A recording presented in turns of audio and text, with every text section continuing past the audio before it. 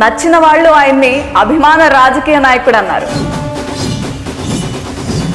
మొన్న మధ్య జరిగిన పరిణామాలను చూసిన వాళ్ళు పొలిటికల్ ఆపర్చునిస్ట్ అన్నారు. కానీ నెల రోజుల క్రితమే కాంగ్రెస్ పార్టీలో జాయిన్ అయి విజయావకాశాల కోసం వడివడిగా అడుగులు వేస్తున్నారు.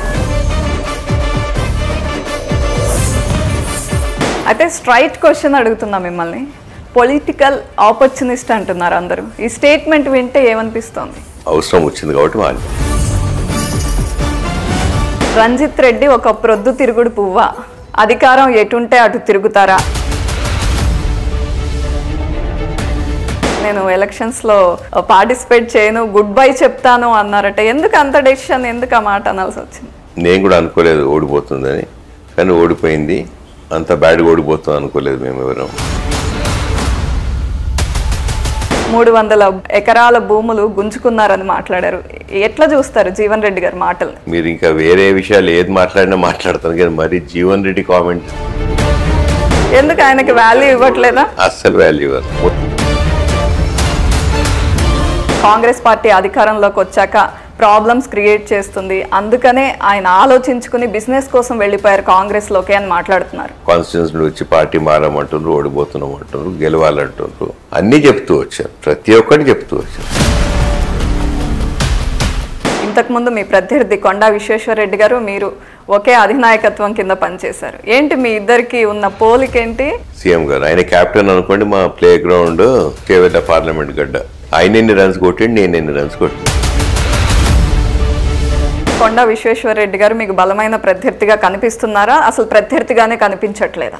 అపాయింట్మెంట్ అడిగే లీడర్కి ఎవరికైనా రిటైర్మెంట్ ఇవ్వాలి ప్రజలు అని చెప్తున్నారు. ఎంత మెజారిటీ ఎక్స్పెక్ట్ చేస్తున్నారు? బుల్లెట్ దిగడం ఇంపార్టెంట్ తప్ప ఎంత మెజారిటీ అనేది ఇంపార్టెంట్ కాదు.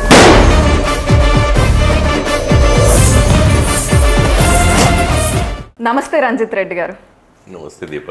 చాలా బిజీగా తిరుగుతున్నట్టున్నారు కాన్స్టిట్యుయెన్సీస్లో. కౌంట్ డౌన్ స్టార్ట్ అయింది కదమ్మా. So less than 30 days, every day is important. కాబట్టి ప్రతిరోజు మార్నింగ్ 6 o'clock నుండి రాత్రి 10-10:30 అవుతుంది.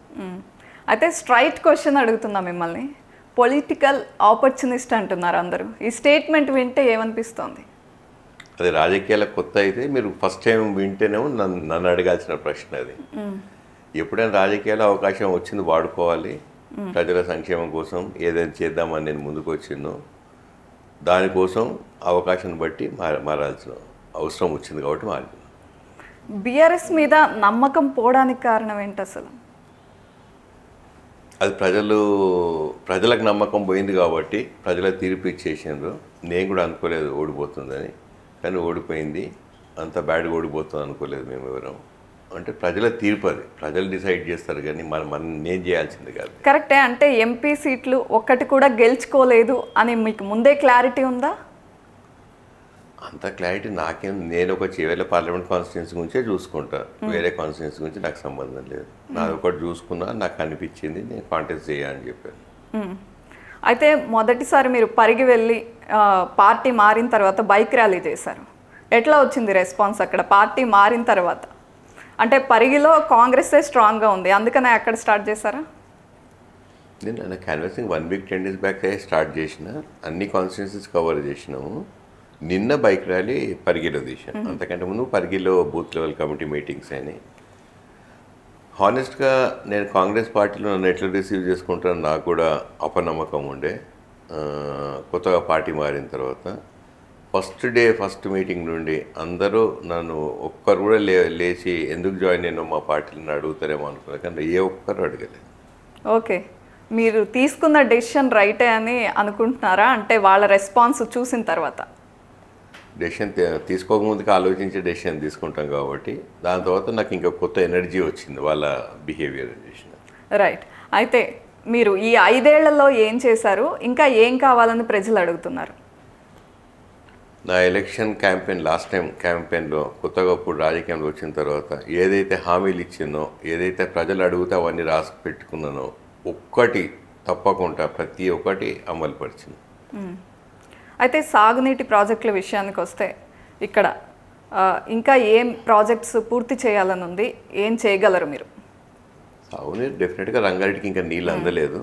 సో పాలమూరు రంగారెడ్డి ప్రాజెక్ట్ ఉదండపూర్ లక్ష్మీదేవిపల్లి వరకు వచ్చింది. అక్కడికి వెళ్ళి రావాలంటే ఇంకో 5,000 కోట్లు టెండర్స్ క్వాలిఫై చేయాల్సిన అవసరం ఉండే. అప్పుడు నేను అందరినీ ప్రజా నాయకులందరినీ తీసుకెళ్ళి చూపెట్టి ఉంటుంది అది.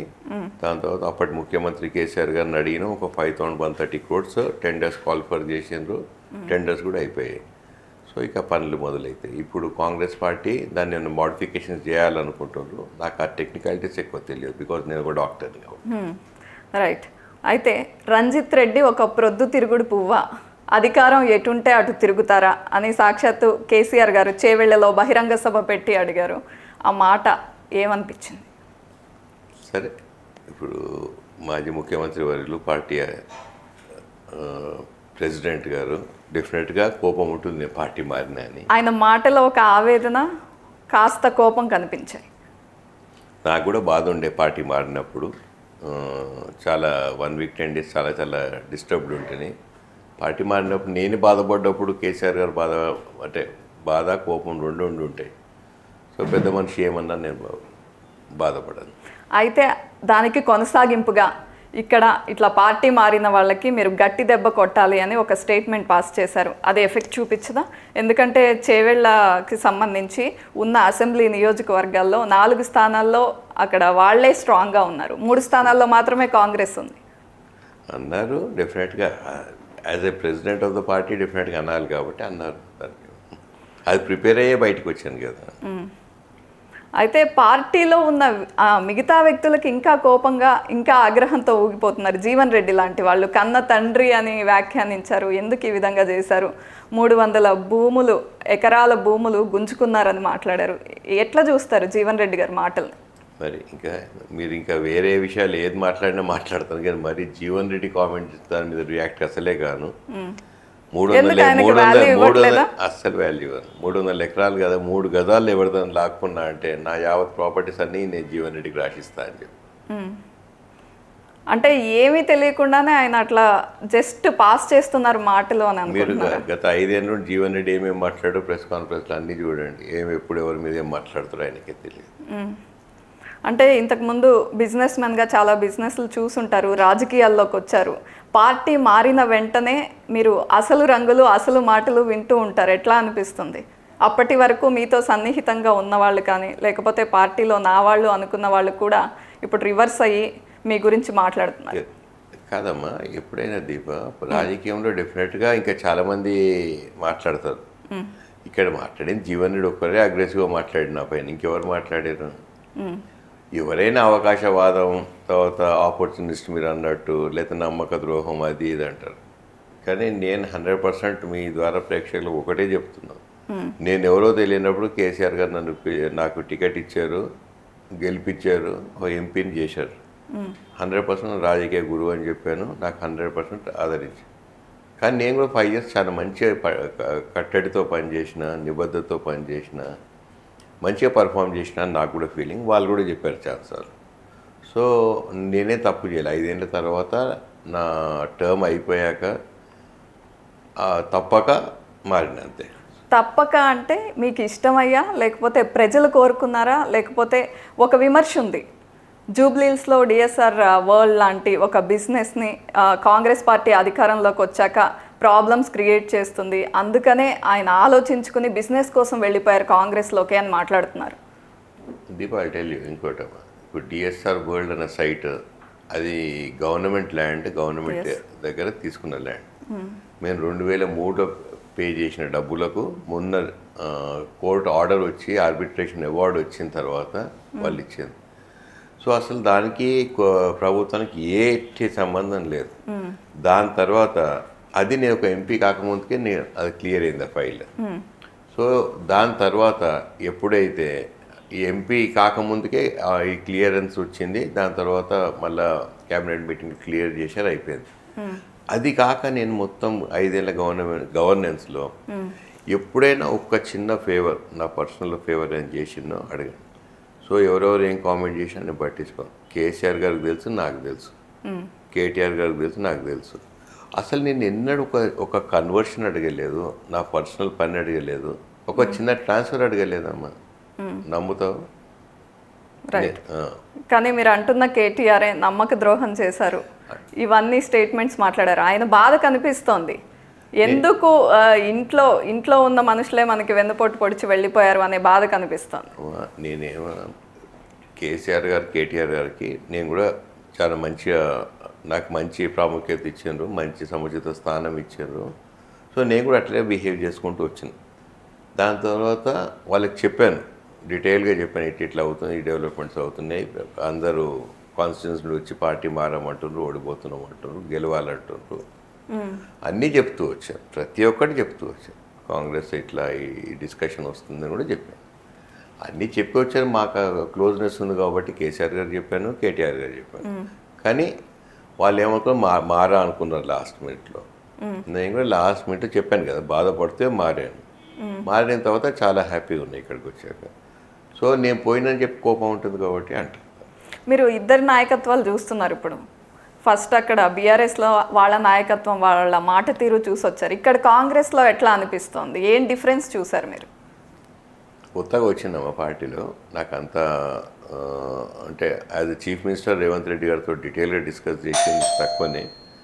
కానీ నేనేమి చూసినంటే ఒక 6 గ్యారెంటీలు అమలు చేస్తానని రేవంత్ రెడ్డి గారు ముందుకు వచ్చారు. తర్వాత ఎప్పుడైతే రేవంత్ రెడ్డి గారితో 6 గ్యారెంటీలు ఎట్లా అమలు చేస్తారని డిస్కస్ చేసిన తర్వాత ఏదైనా ఒక పేదల సంక్షేమం గురించి స్టార్ట్ చేయాలంటే ఎవరికైనా ఒక ముఖ్యమంత్రికి చాలా గుండె ధైర్యం ఉండాలి, ఒక నిబద్ధత ఉండాలి. దాని గురించి బాగా కేసీఆర్ గారు అయితే ప్రతి సంక్షేమ పథకాన్ని గురించి ఒక 1 మంత్ ఆలోచించేవారు. దాన్ని ఎట్లా అమలు చేయాలి, కార్యాచరణ ఎట్లా చేయాలని ఆలోచించేవారు. కొంత టైం తీసుకునేవాళ్ళు. టైం తీసుకునేవారంటే ఎవరైనా సంక్షేమం అనగా చుట్టుముట్టున్న వాళ్ళందరూ అమలు చేసి చాలా కష్టం అంటూ ఉంటారు. ఎందుకంటే అప్పుడప్పుడు డిస్కషన్స్లో వస్తాయి కదా. కానీ తను ఎప్పుడు బలంగా నమ్మేది. ఆ కాన్ఫిడెన్స్ లెవెల్స్ ఈయన దగ్గర రోజు చూశాను.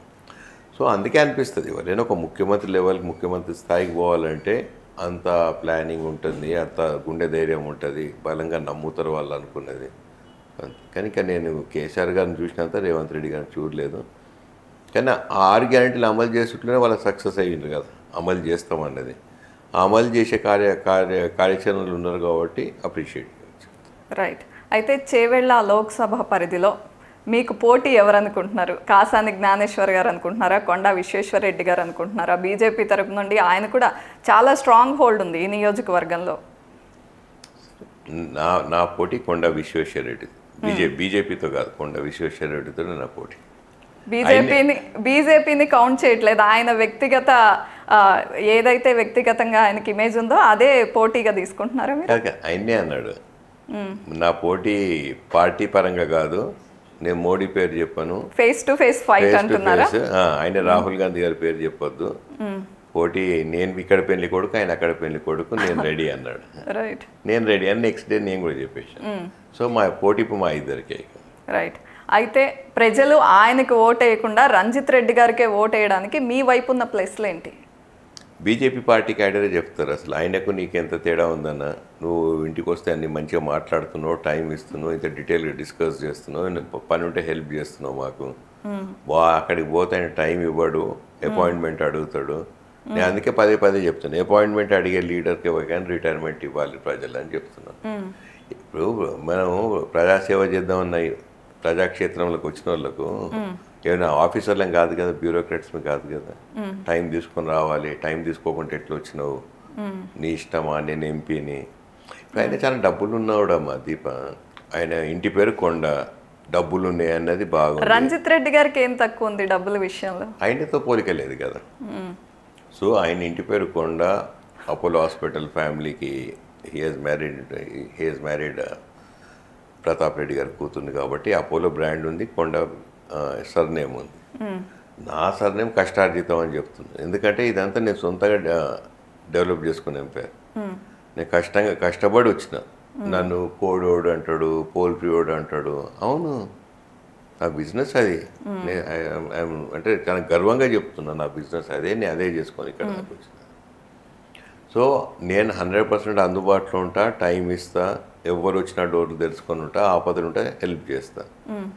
విద్యాపరంగా, వైద్యపరంగా చాలామందికి హెల్ప్ చేసిన. ఆయనకి ఇష్టం లేదు. ఆయన ఏమంటాడు, వాళ్ళకి డబ్బులు ఉన్న వాళ్ళకి ఏంటి ఎంపీ అంటే స్టేటస్. నేను ఒక సైనికునిలాగా పనిచేస్తా అని చెప్పి దిగిన, అప్పటికెళ్ళి అట్లా చేస్తాను. రైట్. కానీ ఆయనకి అయ్యుండొచ్చు స్టేటస్, కాకపోతే ఉద్యమం టైం నుండి ఆయన ఉన్నారు. అదేవిధంగా కేసీఆర్ గారితో మీకన్నా ముందు ఆయనే విభేదించి బయటకు వచ్చారు. ఇట్లాంటి విషయాలు చూసుకుంటే ఏమనిపిస్తుంది? కేసీఆర్ గారిని అడిగితే చెప్తారు, ముందటి నుండి నేనున్నానా ఆయన ఉన్నాడా అని. నేను 2004 నుండి ఉన్నా, ఆయన తర్వాత వచ్చాడు అంటే నేను డైరెక్ట్ రాజకీయంలోకి ఎప్పుడు రాను. సో నాకు ఎప్పుడు రాజకీయాలకు దూరంగా ఉంటేనే బిజినెస్ చేసుకుంటూ ఉండేవాడిని. కానీ అప్పటికెళ్ళి అత్యంత సన్నిహితంగా ఉండేది మూవ్మెంట్. అప్పటి నుండి కేసీఆర్ గారు, కేటీఆర్ గారు, ఈటల రాజేందర్ గారు, సో జగదీష్ రెడ్డి గారు, వీళ్ళందరితో అప్పుడు చాలా క్లోజ్ ఉంటుంది. దాని తర్వాత చాలా లేట్గా డిసైడ్ చేసుకున్న పాలిటిక్స్కి వద్దాం, ఇంతమందిని చూసిన తర్వాత నేను కూడా వద్దాం. మీరు డిసైడ్ అయ్యారా, లేకపోతే డిసైడ్ అయ్యేలా బీఆర్ఎస్ పార్టీ చేసిందా? అంటే మీరు రావాలి, ఈ ఎలక్షన్లో నిలబడాలి అని వారు ప్రోత్సహించారా, మీరే ఇష్టపడి వచ్చారా అప్పట్లో? లేదు, 2009లో అడిగారు, నన్ను 14లో అడిగారు. కానీ మొన్న నేనే అడిగాను. ఎందుకంటే ఆ 2 టర్మ్స్ అప్పుడు ఏంది, నా డాటర్ మ్యారేజ్ కాలే అప్పటికి, ఇంకా బిజినెస్ సెటిల్ అయినాక అప్పుడు చూస్తానులే అనుకున్నాను. సడన్గా 18లో అప్పుడు నాకు ఆలోచన వచ్చింది, సరే చాలు ఇక బిజినెస్ ఫుల్ స్టాప్ పెట్టేద్దాము, దిగుదాం ప్రజాక్షేత్రంలో, పేదల సంక్షేమం. అంటే నేను కొందరు లీడర్స్ తోటి తిరిగేవాడిని అప్పుడు, క్యాన్వసింగ్, ప్రతి ఎలక్షన్ క్యాన్వసింగ్లో తిరుగుతుంటాను. చూస్తే చాలా ఇబ్బందులు అనిపించేది. సో మనం అంతే చేయగలుగుతామా అనిపించేది, కానీ అమ్మో మనతో కాదులే అనుకున్నాను. కానీ 18 ముందు ఆలోచించి అనుకున్నాను, ఈ బిజినెస్ ఇట్లా చేస్తే కంటిన్యూ అవుతుంది, లెట్ మీ ట్రై అని చెప్పి వచ్చి. రైట్. అయితే విద్యా వైద్యం అని మాట్లాడారు ఇంతకుముందు, దాని గురించి మీకు ఏమైనా ప్రత్యేక ప్రణాళిక ఉందా? అవసరాల రీత్యా లాస్ట్ 5 years చూస్తే విద్యాపరంగా వైద్యపరంగా ఎంతో అవసరం ఉంది. ఎంత చేసినా తక్కువే. ఈ దేశంలో ఒక మన చివరి పార్లమెంట్ కాన్స్టిట్యున్సీ కాకుండా యావత్ దేశంలో ఇదే ప్రాబ్లమ్స్ వస్తాయి. మొన్న విద్యాపరంగా చూస్తేమా స్కూల్స్ పొజిషన్స్ ఎలా ఉంటాయంటే, చాలా స్కూల్స్లలో ఒకటే క్లాస్ రూమ్లో డిఫరెంట్ సెక్షన్స్ ఒకటే క్లాస్ రూమ్లో కూర్చుంటారు. నేను సడన్గా క్లాస్ రూమ్కి వెళ్ళేవాడిని, టీచర్ చెప్పేవాడు, స్టూడెంట్స్ని అడిగేవారు ఏ క్లాస్ అంటే, ఒకరు 3rd, ఒకరు 2nd, ఒకరు 4th ఏదో చెప్పేవారు. నేను టీచర్ని అడిగాను, మరి మీరు ఎలా చేస్తారంటే, ఒక్కొక్క గంట ఒక్కొక్కరికి చెప్తాను సార్ అంటే నేను మిగతా స్టూడెంట్స్ అప్పుడు మ్యూట్ చేసుకుంటారా, అదే నాట్ రిమోటా, ఉండలేరు కదా, ఒకరు చెప్తుంటే ఒకరు ఎట్లా డిస్టర్బెన్స్ వస్తుంది, ఏం చదువుతారు అని అనిపించేది. సో రూమ్స్ కట్టాలి, వాష్రూమ్స్ ఉండాలి, గర్ల్స్కి టీచర్స్కి ఇష్యూస్ అవుతుంది. దాని తర్వాత సడన్గా కోవిడ్ టైంలో ఆన్లైన్ క్లాసెస్ అన్నారు. నేను అప్పుడు ఆ డిఓ గారు మీటింగ్లో నేను అడిగాను, ఏంటమ్మా డిఓ గారు, she was a lady, online class అయితే టీవీ లేని ఇంట్లో చాలా ఉంటాయి కదా, ఏం చేస్తారు అని. ఏం లేదు సార్ ఎక్కడ ఉంటుందని చెప్పి మీటింగ్ అంతా అయిపోయింది, కామ్గా కూర్చున్నాను. మళ్ళీ రేజ్ చేశాను, I want an answer for this. TV లేని ఇంట్లో ఆన్లైన్ క్లాసెస్ ఎట్లా అటెండ్ అవుతారు? ఆఫీసర్స్ అందరూ ఉన్నారు, పక్కింట్లోకి పోయి చూస్తారు. మన స్టేటస్లో ఊర్లలో టీవీ లేని ఇండ్లు ఉండదు, చాలా బీదలు ఉంటారు పాపం. వాళ్ళని ఇంటి పక్కకు వాళ్ళ సొంత పిల్లలతో కూర్చోబెట్టుకొని చూసే అంత ఇది ఉందా, అంత విజ్ఞత ఉందా, సంస్కారం లేదు కదా, యాక్సెప్ట్ చేద్దాం, తప్పేం లేదా అని చెప్పి అంటే, సార్ సొల్యూషన్ లేదని మీటింగ్ క్లోజ్ చేశారు. అని ఆన్లైన్ క్లాసెస్ రేపటి నుండో 1 weekలో అని చెప్పారు. ఆ రోజు నేను ఈవినింగ్ దాని తర్వాత డిసైడ్ చేసి, నేను అనుకుని ప్రతి గ్రామ పంచాయతీకి ఒక టీవీ డొనేట్ చేసి కనెక్షన్ ఇచ్చేస్తే గ్రామ పంచాయతీలో ఆఫీస్ వాళ్ళు పోయి కూర్చుంటారని చెప్పి ఉన్న గ్రామ పంచాయతీస్ అన్నిటికీ టీవీ కనెక్షన్ ఇచ్చేసి, కొత్త టీవీలు పెట్టేసి పర్సనల్గా వెళ్ళి ఇచ్చాను కోవిడ్ టైంలో ప్రతి గ్రామ పంచాయతీ. ఎంతో సాటిస్ఫాక్షన్ ఉంది తెలుసు, తల్లిదండ్రులు వచ్చి దండాలు కాళ్ళు మొక్కేవారు. రైట్. అయితే ఇన్ని ప్రణాళికలు ఉన్న మీరు ఈసారి అవకాశం ఇస్తే బీఆర్ఎస్ పార్టీ, నేను ఎలక్షన్స్లో పార్టిసిపేట్ చేయను, గుడ్ బై చెప్తాను అన్నారట. ఎందుకు అంత డెసిషన్, ఎందుకు ఆ మాట అనాల్సి వచ్చింది? అంటే నాకు పార్టీ మారడం ఇష్టం లేకుండే, ఇక ఓటమి కూడా సాధించలేను నేను. కొంత మదన పడ్డారు అయితే బీఆర్ఎస్ నుండి పార్టీ మారే సమయంలో కొంత మదన పడ్డం జరిగిందా? చాలా మదన పడ్డా. సో పార్టీ మారాలంటే అంత ఈజీ పని ఏం కాదు, కష్టమైంది, నాకైతే కష్టమైంది చాలా. అయితే ఈ మధ్య ఫోన్ ట్యాపింగ్ కలకలం రేపుతోంది. మాది ఫోన్ ట్యాప్ అయింది అంటే మాది కూడా అయింది, 10,000 మంది అయ్యాయి, లక్షల్లో చెప్తున్నారు. అయితే మరి మీది కూడా ఫోన్ ట్యాపింగ్ జరుగుంటే మీరు పార్టీ మారుతున్నారని వాళ్ళు ముందే తెలుసుకునేవాళ్ళు కదా. ఫోన్ ట్యాపింగ్ వ్యవహారం నిజమై ఉంటే. నేను పార్టీ మారడం ప్రభుత్వం పోయాక మారాను కదా, అది ఫోన్ ట్యాపింగ్ నిజమే అయితే నేను మారింది ప్రభుత్వం పోయాక కదా. ఓకే, కొంత నిజం ఉండొచ్చా అయితే ఫోన్ ట్యాపింగ్ వ్యవహారం? ఇప్పుడు ఏదైనా ఎంక్వైరీ ఉన్నప్పుడు మనం మాట్లాడడం వేస్ట్ కదా. ఫోన్ ట్యాపింగ్ అయ్యిందంటే అయి ఉంటుంది, అయితే ఏందో నిజాలు తెలిసిపోతాయి కదా. నాకేం భయం లేదు, నా ఫోన్ ట్యాప్ అయినా కాకుండా. అయితే లోక్సభ ఎన్నికల్లో కాంగ్రెస్ పార్టీకి ఎన్ని సీట్లు వస్తాయంటే? మ్యాక్సిమం నెంబర్ ఆఫ్ సీట్స్ వస్తాయి. తర్వాత మ్యాక్సిమం నెంబర్ ఆఫ్ సీట్స్ ఎవరు గెలుచుకోబోతున్నారు? బీజేపీ. బీఆర్ఎస్ అసలు రేస్లోనే లేదంటారా? ఉంది. మీరు నెంబర్ ఆఫ్ సీట్స్ అడిగితే నేను చెప్తున్నాను. ఒక నెంబర్ చెప్పగలరా కాంగ్రెస్ పార్టీకి సంబంధించి? ఇప్పుడు కీన్ కాంటెస్ట్ ఉన్నప్పుడమ్మా ఎవరికైనా టచ్ అండ్ గో ఉంటాయి ఇవన్నీ. సో క్లియర్ సీట్స్ కొన్ని ఉంటాయి, టఫ్ ఫైట్స్ ఉన్నాయి కొన్ని ఉంటాయి. సో అలా ఉంటాయి అంతే. రైట్. అయితే ఈ మధ్య చాలామంది 6 ఎమ్మెల్యేలు కాంగ్రెస్ పార్టీలోకి రావడం జరిగింది. మీతో పాటుగా పట్నం మహేందర్ రెడ్డి గారు కానీ, కేకే గారు కానీ, చాలామంది చూస్తున్నాం, శ్రీహరి గారు కానీ, ఇలా. అయితే మీతో ఎవరైనా టచ్లో ఉన్నారా? ఇంకెంతమంది పార్టీలోకి రాబోతున్నారు? కాంగ్రెస్ పార్టీకి ఎందుకు అట్రాక్ట్ అవుతున్నారంటే ఒక లైన్లో చెప్పండి. అసలు ఎందుకు ఇంతమంది ఎమ్మెల్యేలు కాంగ్రెస్ వైపు చూస్తున్నారు? మొన్నటి వరకు 10 ఏళ్ల పాటు అధికారాన్ని అనుభవించిన వాళ్ళు ఒక్కసారిగా కాంగ్రెస్ వైపు ఎందుకు చూస్తున్నారు? అప్పుడు ఎందుకు అటువైపు చూశారని అడగట్లేదు కదా. అంతే. బీఆర్ఎస్లో ఉన్నప్పుడు కాంగ్రెస్ వాళ్ళు గెలిచి అంటే గెలుపు ఎటువైపు ఉంటే అటువైపు చూస్తారు అని క్లియర్గా చెప్పేస్తున్నారు.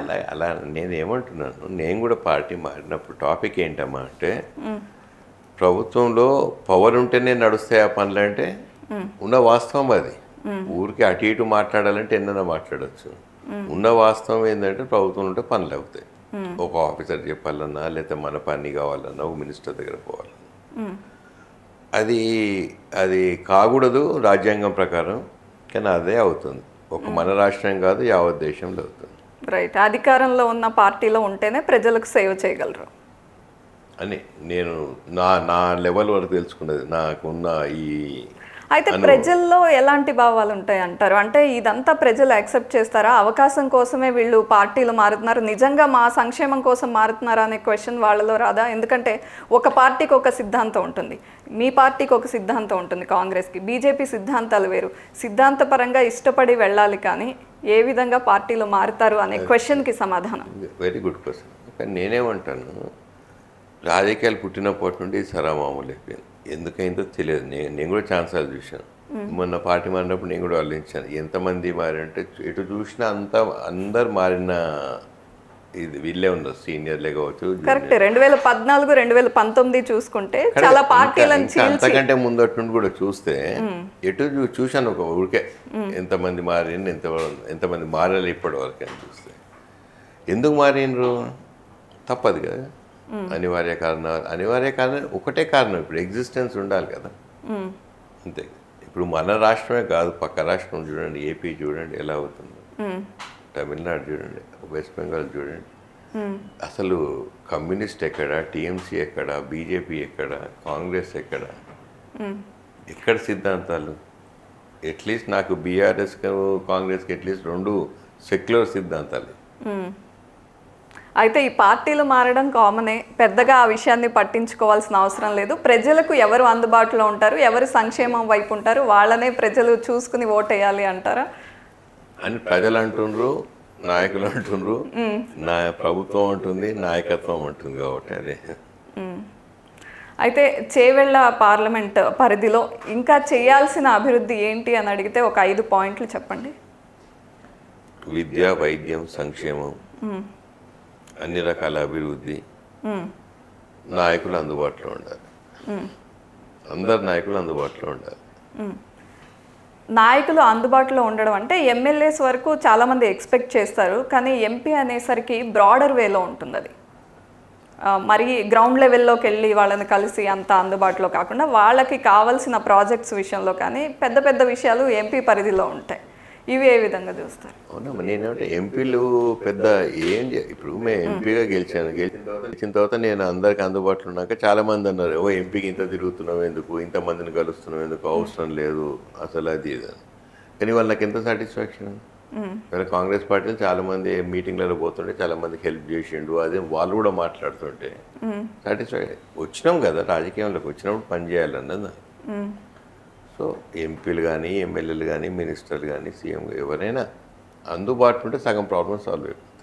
రైట్. అయితే కాంగ్రెస్ అధికారం చేపట్టిన దగ్గర నుండి ఒకవైపు బీఆర్ఎస్ పార్టీ, మరోవైపు బీజేపీ పార్టీ తొందరలో ప్రభుత్వం కూలిపోతుంది, నిలకడగా ఉండదు ఈ ప్రభుత్వం, వారు చెప్పిన గ్యారంటీలు సరిగ్గా అమలు చేయడం లేదు, ఆల్రెడీ రైతులు బాధపడుతున్నారు, రైతులు వ్యతిరేకత చూపిస్తున్నారు అని మాట్లాడుతున్నారు. ఇవన్నీ చూస్తుంటే ఏమనిపిస్తుంది? అబ్జర్వ్ చేస్తున్నారా ఇదంతా, ఈ పరిణామాలన్నీ? గ్యారెంటీల అమలుకు రైతుల బాధకు అది వేరు వేరు డిఫరెన్స్. సో రైతులు బాధపడుతుందంటే 100% అక్కడ డ్రాట్ వస్తుంది కాబట్టి, వర్షాలు లాస్ట్ టైం సరిగ్గా పడలేదు, డెఫినెట్గా వాటర్ లెవెల్స్ తగ్గినాయి కాబట్టి ఇష్యూ అవుతుంది. దానికి కరెక్టివ్ మెజర్స్ ఎట్లా చేయాలన్నది చేస్తుంది ప్రభుత్వం. ఇక అమలు చేసే కార్యక్రమంలో అయితే గ్యారెంటీస్ అమలు కావనుకున్నారో 100% అమలు అవుతున్నాయి. సో దానికి ఏంటమ్మా అంటే, అంతకంటే ముందు చేసిన సంక్షేమ పథకాలు కొన్ని కట్ చేసినా కేటాయిస్తారు కావచ్చు డబ్బులు. సంపద అడిషనల్ సృష్టించి చేయాలన్నా లేకపోతే ఉన్న సంపదను కొంచెం డైవర్ట్ చేయాలా అన్నది డిస్కషన్ కదా. సో అది సీఎం గారు, ఫైనాన్స్ మినిస్టర్, డిప్యూటీ సీఎం గారు, ఫైనాన్స్ మినిస్టర్ గారు వాళ్ళు కూర్చొని డిసైడ్ చేస్తారు. నాకున్న అండర్స్టాండింగ్ మాత్రం కొంచెం సోర్స్ ఆఫ్ ఫండ్స్ డైవర్ట్ చేసి ఇవి ఫస్ట్ అయితే గ్యారంటీలు అమలు చేస్తేనే కాన్ఫిడెన్స్ లెవెల్స్ పెరుగుతాయి కాబట్టి 100% అమలు చేస్తాం. రైట్. అయితే పార్టీ మారదాం అనుకున్నప్పుడు, ఎంపీగా కంటెస్ట్ చేసేటప్పుడు కేంద్రంలో అధికారంలో బీజేపీ ఉంది, మళ్ళీ బీజేపీ వస్తుందని చాలా గట్టిగా వినిపిస్తోంది. అటువంటప్పుడు అటువైపు చూడకుండా కాంగ్రెస్ వైపే అట్రాక్ట్ అయ్యారు, కాంగ్రెస్ వైపే వెళ్ళారు. కాంగ్రెస్లో మీకు నచ్చింది ఏంటి కాంగ్రెస్ పార్టీ? దానికి జవాబు ఇప్పుడు ఇంతకంటే ముందే ఇచ్చాను కదా. సెక్యులరిజం నాకు ఇష్టం అసలు. ఎందుకంటే మతతత్వం అంటే చాలా బలంగా దేవుని నమ్మేటోని నేను, చాలా ప్రతి వారం 3-4 గుడ్లకు పోయేటోని. సో చిన్నప్పటి నుండి పోతాను, ప్రతి ఇయర్ తిరుపతికి వెళ్తాను.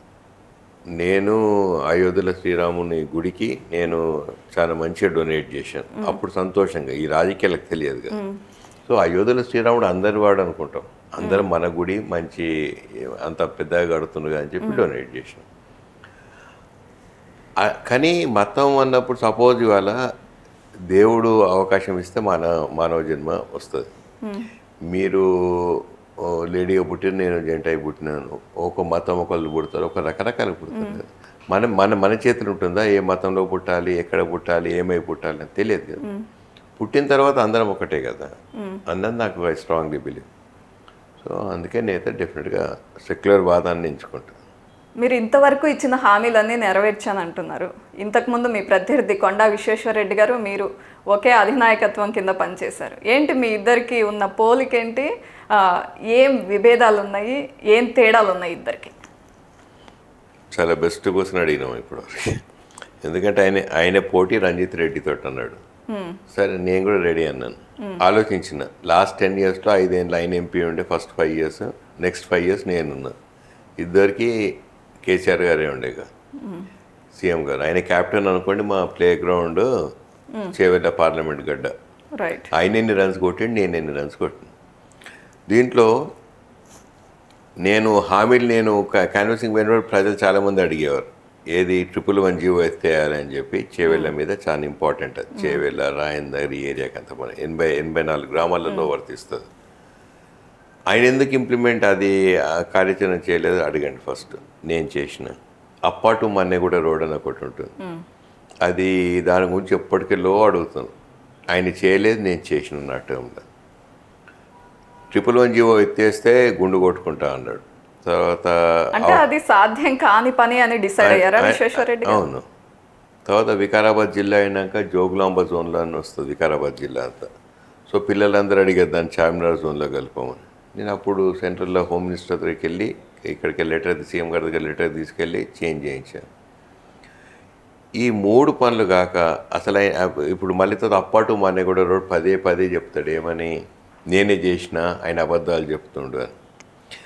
అంటే మీలాంటి వాళ్ళు అందరూ వింటారు, వస్తారు, మళ్ళీ నన్ను అడుగుతారు ఏంటి సార్ ఆయన. అరే మీరు అడగవచ్చు కదా, శాంక్షన్ లెటర్ చూపెట్టండి, టెండర్స్ ఎప్పుడు కాల్ఫర్ చేసిన డేట్స్ చూపెట్టండి అని.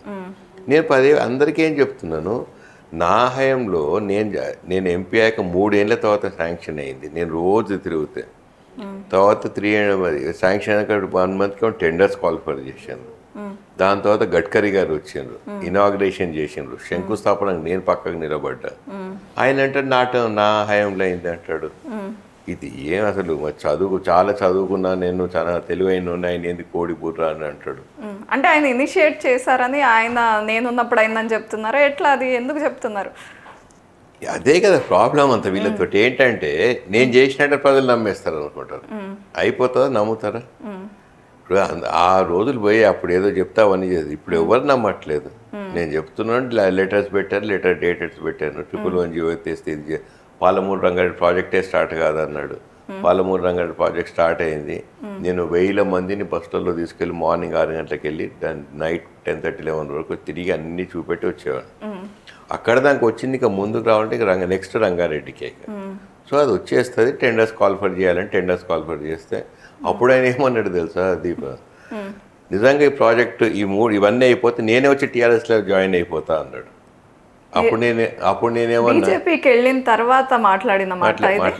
అయితే నేను దండం పెడతాను, నువ్వు ఇప్పటికి ఇన్ని పార్టీలు మారినావు, ఇక మళ్ళీ పార్టీ మారకు మా పార్టీ అప్పుడు నేను బీఆర్ఎస్లో ఉంటాను. పార్టీ మారకు ఆయన బీజేపీలో ఉన్నా కూడా మీతో సన్నిహితంగానే ఉండేవారు, మాట్లాడేవారు. ప్రెస్లో బయట కలిస్తే చాలా మంచిగా మాట్లాడుతున్నాను, దాని డౌట్ లేదు. కానీ అప్పుడు ఆ డిస్కషన్లో చెప్పాను, 111 వచ్చేస్తే వెళ్ళి కొబ్బరికాయలు కొట్టాడు. దాంట్లో తక్కువ ఏం లేదు. కొబ్బరికాయలు కొడతా అని చెప్పి కొబ్బరికాయలు కొట్టినా అన్నాడు. సో ఒప్పుకున్నట్టుగా నేను 111 ఎత్తేసినట్టు. నేను ఒప్పుకుంటున్నా. మరి మళ్ళీ నేను చేసినా కదా, ఆయన ఎందుకు చేయలేదని అడుగుతున్నా. 5 yearsలో నాకంటే ఎక్కువ క్లోజ్గా కేసీఆర్ గారు, కేటీఆర్ గారితో తిరిగేవాడు కదా, మరి చేయలేదు కదా. అట్లా ఎవరికైనా ఇంటికి వస్తారు కంటే అవకాశం ఇచ్చిండా, ఏదన్నా వైద్యపరంగా హెల్ప్ చేసిండా, ఇంటికి పెళ్ళి అని చెప్తే ఎవరికైనా 10,000 రూపాయలు ఇచ్చిండా, చావుకు రమ్మంటే నేను ఎంపీ అయి చావుకు వస్తాడా అన్నాడు. నేను అది ఇది డిఫరెన్స్. ఎవరు ఫోన్ చేసినా ఒకటే నెంబర్ నాది, అదే 9849055449 అని చెప్పి తెలియనప్పుడు క్యాన్వాసింగ్ లో చెప్పాను. మీ ఫోన్ రింగ్ అవుతూనే ఉంటుంది. చేశాను, అన్ని ఇంటర్వ్యూలో నెంబర్ చెప్పారు, అందరు చెప్పాను, నేను బయట మీటింగ్స్ లో కూడా చెప్పాను. 100% ఎత్తుతా. ఇప్పుడు ఎలక్షన్లు అప్పుడు ఏంది రకరకాల మాట్లాడుతుంటారు కాబట్టి మిగతా 5 years ప్రతి ఫోన్ ఎత్తాను, ప్రతి దానికి మళ్ళీ రిప్లై కాల్ చేశాను. రైట్. అయితే కాంగ్రెస్ పార్టీలో చేవేళ్ల పరిధిలో చాలా మంది ఒకరికొకరు పడట్లేదు, విభేదించుకుంటున్నారు, గ్రూప్ రాజకీయాలు ఉన్నాయనే మాట వినిపిస్తుంది. ఎట్లా వీళ్ళందరినీ కలుపుకుపోతున్నారు? కాంగ్రెస్ పార్టీలో కొత్తగా వచ్చారు, కొంత మీకు ఫర్గా ఎలా ఉన్నారో అగెనెస్ట్గా ఉండే వాళ్ళు కూడా ఉంటారు. విభేదాలు తక్కువనే ఉన్నాయి, అంత మాత్రం విభేదాలు ప్రతి పార్టీలో ఉంటాయి. ఏ పార్టీలో అసలు ఇంట్లో కుటుంబంలో ఉన్నప్పుడు రాజకీయ పార్టీ అంత పెద్ద కుటుంబం డెఫినెట్గా ఉంటుంది. రైట్. పెద్దగా పట్టించుకోవట్లేదు, అంత పెద్దగా కూడా లేవు ఇక్కడ. చాలా మరి అంత డిస్కసబుల్ పాయింట్స్ ఏం లేవు ఇక్కడ. రైట్. ఫైనల్గా కొండా విశ్వేశ్వరరెడ్డి గారు మీకు బలమైన ప్రత్యర్థిగా కనిపిస్తున్నారా, అసలు ప్రత్యర్థిగానే కనిపించట్లేదా? అందరిలాగా ప్రత్యర్థిలాగా కనిపిస్తలేడు అన్నను, బలమైన ప్రత్యర్థిలాగా కనపడతలేడు. ఎందుకంటే మాకు 3 ఎమ్మెల్యేలు ఉన్నారు, ఇంత పెద్ద కాంగ్రెస్ కుటుంబం ఉంది. తర్వాత మా నెంబర్ ఆఫ్ ఓట్స్లో బీజేపీకి కాంగ్రెస్ వ్యత్యాసం చూస్తే కరెక్ట్ 50% ఉన్నాయి వాళ్ళకు. సో అదే మాకు బెంచ్ మార్క్. మేము సెక్యులర్ అంటున్నాం, చాలామంది ముస్లిం ఓటర్స్ ఉన్నారు, హిందువులందరూ శ్రీరాముడు అందరూ బాగుండే అని చెప్పి బలంగా స్టార్ట్ చేశారు. ఇక కొత్త ఇప్పుడు అయోధ్యలో శ్రీరామచంద్రుడు నేను ఓన్లీ ఒక పార్టీ ఓన్లీ అందరి వాడిని కాదు అని శ్రీరామచంద్రుడు చెప్తే నేను అందరికంటే ఫస్ట్ పోయి అక్కడనే ఉంటాను. సో శ్రీరామచంద్రుడు అందరి వాడు కాబట్టి అందరి వాడు అంతే. రైట్. ఎంత మెజారిటీ ఎక్స్పెక్ట్ చేస్తున్నారు? మెజారిటీ ఎంత అన్నది ఇంపార్టెంట్ కదమ్మా. నేను లాస్ట్ టైం కూడా చెప్పాను గెలుస్తాను అని చెప్పాను, ఈసారి కూడా 100% గెలుస్తాను. బుల్లెట్ దిగడం ఇంపార్టెంట్ తప్ప ఎంత మెజారిటీ అనేది ఇంపార్టెంట్ కాదు. అంతే కదా, అంతే కదా. సో ప్రజలు ఏది డిసైడ్ చేస్తే అది ప్రజా తీర్పు. అది ప్రజలు ఎంత బలంగా రంజిత్ బాగా పనిచేశాడు, విశ్వేశ్వరరెడ్డితో కంపేర్ చేయమని ఆయన అడిగాడు కాబట్టి విశ్వేశ్వరరెడ్డితో కంపేర్ చేసి ఓట్లేయండి అని చెప్పి నేను కూడా అందరికీ చేతులు జోడించి నమస్కరించి అడుగుతాను. రైట్. గెలుపు మీద చాలా కాన్ఫిడెంట్గా కనిపిస్తున్నారు. Thank you so much for your time అండి. Thank you once again. అందరు నన్ను ఆదరించాలని, దీవించాలని, హస్తం గుర్తుకు ఓటేయాలని చెప్పి vote for progress, vote for Congress. Thank you.